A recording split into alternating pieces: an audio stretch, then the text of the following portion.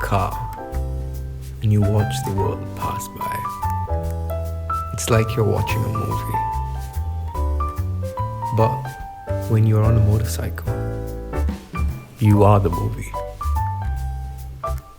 I stay in Banglore, and my home and my mom are in Coimbatore. That's just a little over 300 kilometers or 7 hours of travel. I left the city before sunrise so that I wouldn't end up spending an hour exiting the city in morning traffic.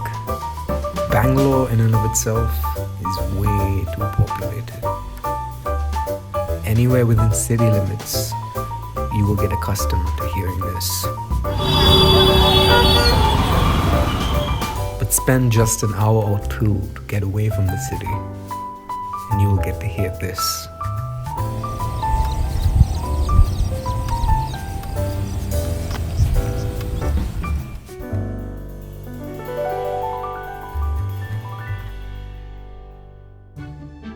The idea of 7 hours of travel without riding pants or boots seemed dicey at first, but it helped think of it as 7 one-hour trips.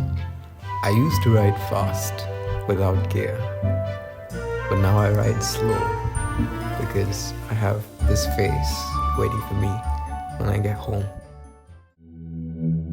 The road is a very, very unpredictable place.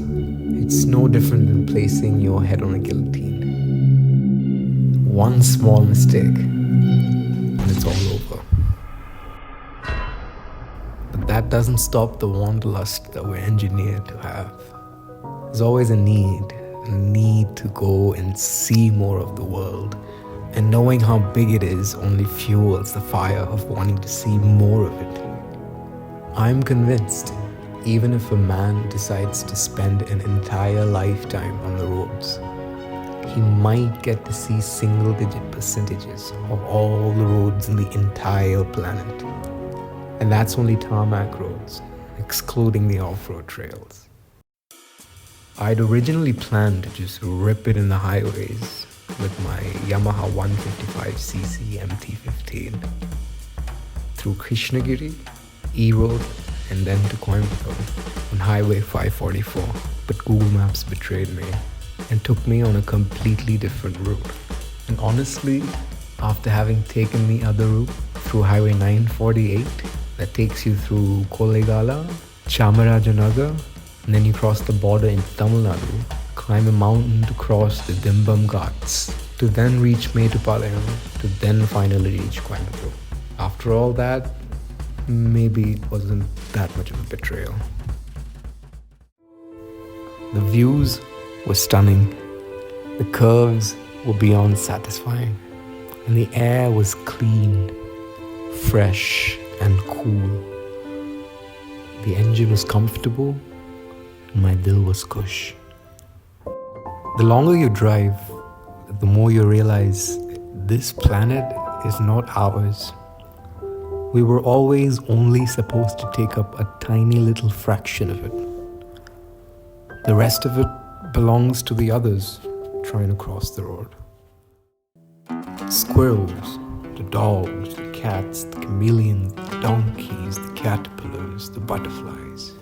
Imagine having a meter-wide section that runs through the middle of your house, and there are little loud metal things that run along it. A motorcycle offers you the ability to pay attention to detail. Driving one is a very delicate operation. You cannot, under any circumstance, rush anything.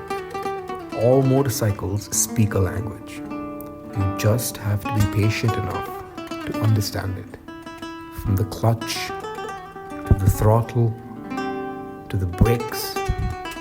You have to understand the machine. You have to hear how the engine sounds. You have to feel how it's vibrating in between your legs. If bikers are like samosas, guard sections are like chai. There's yet to be a better match made. Science says Driving on curbs feels better due to weight distribution. But I think it's because we're so used to walking in a straight line all the time. Not just literally, but metaphorically too. We get so used to doing things in a certain way, a routine, that suddenly some chaos seems completely understandable. But when chaos comes, there's always a part of you that misses the calm. And what's a better remedy than a visit to your mom? So if you stay within 1,000-kilometer radius from your mom and you have 2 or 4 wheels, you have no excuse now. Go say hi.